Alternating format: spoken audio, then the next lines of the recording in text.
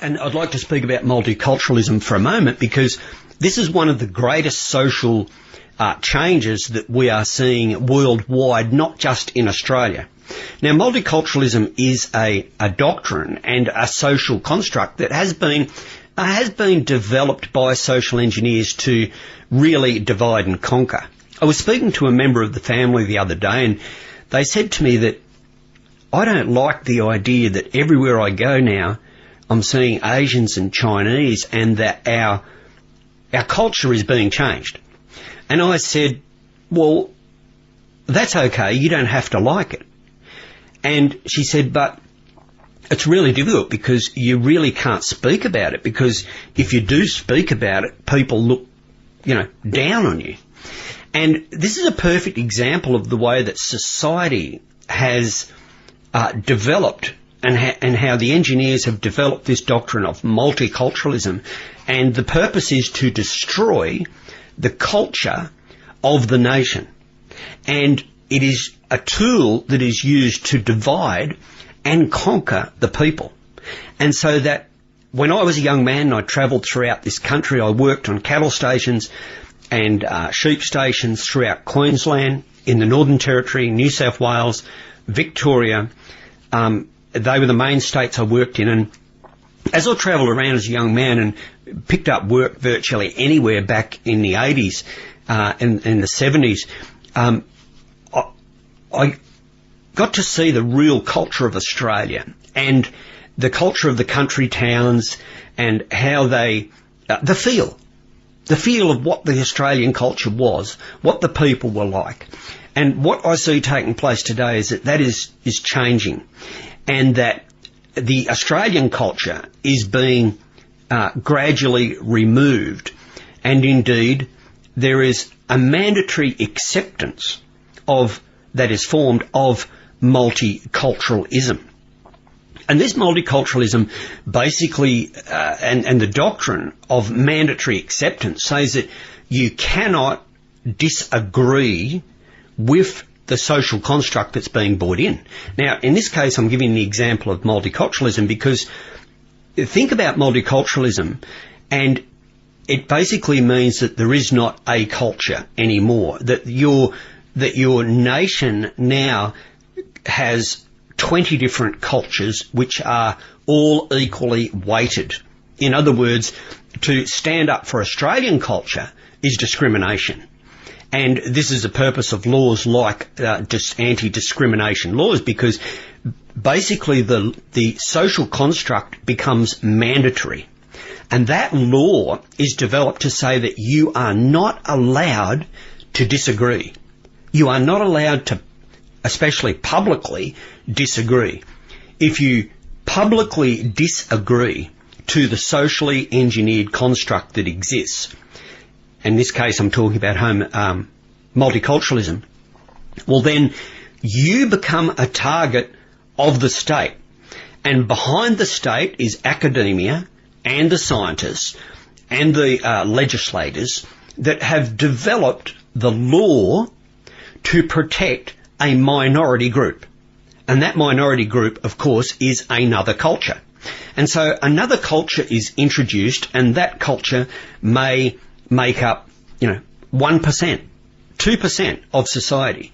And yet laws are made, and the propaganda, it is sold that the laws are made to protect that minority group, when in fact the laws are made to destroy the culture of the majority group, or the original group. So the original people are discriminated against to the benefit of the minority people. And that's really what multiculturalism is, and that's what it does.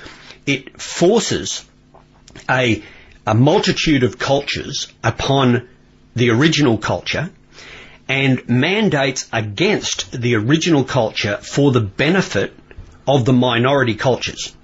And this, of course, is sponsored by the state.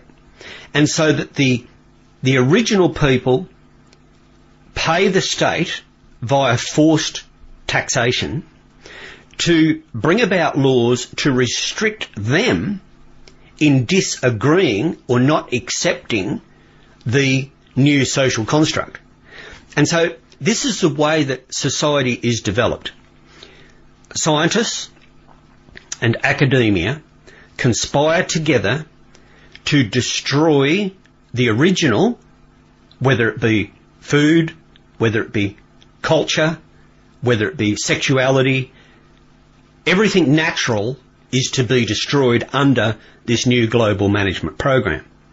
And so scientists and academia conspire together to develop trends, to develop ideas, to develop systems, to develop new relationships, to develop multiculturalism, to develop racism, to develop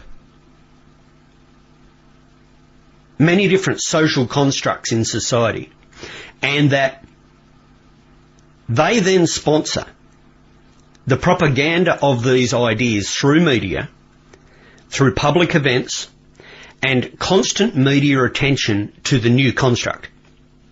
And then the people are led to believe that this is normal because of the constant exposure, because of the constant talk, even though it may be regarding 1 or 2% of the population.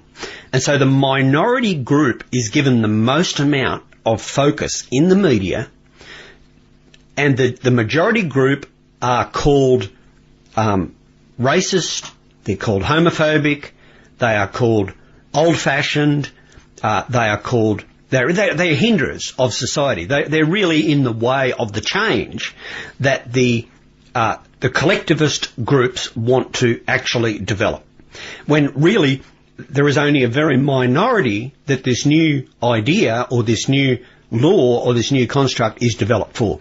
And so what we find is that the minority gain the benefit of the state, the minority gain the financial backing of the state at the detriment of the majority that is actually paying. It is actually the majority's money that is used via taxation to support the propaganda, to support the media, and to support the legislation against the majority of people. And so this is how the development of mandatory acceptance is brought into our society. And you are not allowed to disagree with multiculturalism. You see, if you disagree with multiculturalism, you're called a far right-wing extremist.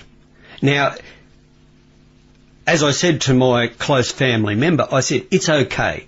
You don't have to agree, and you don't have to like Asians taking over your country town or your Chinese town.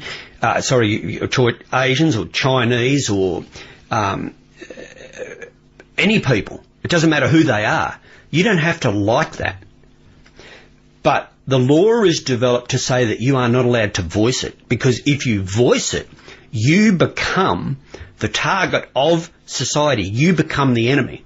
Now, I've only used multiculturalism here as an example, but let's have a think about another. There are many other ways that these social constructs are brought into society, and one of them is through the term racism.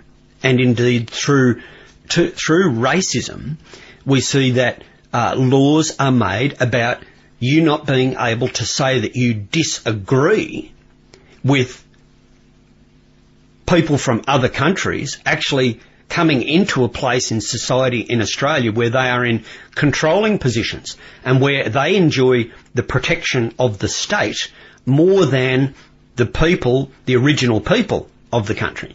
And so we see that racism is one of the tools that is used in this social construct, but we could talk about several different things, which I will at another time, and that is accepting communitarianism.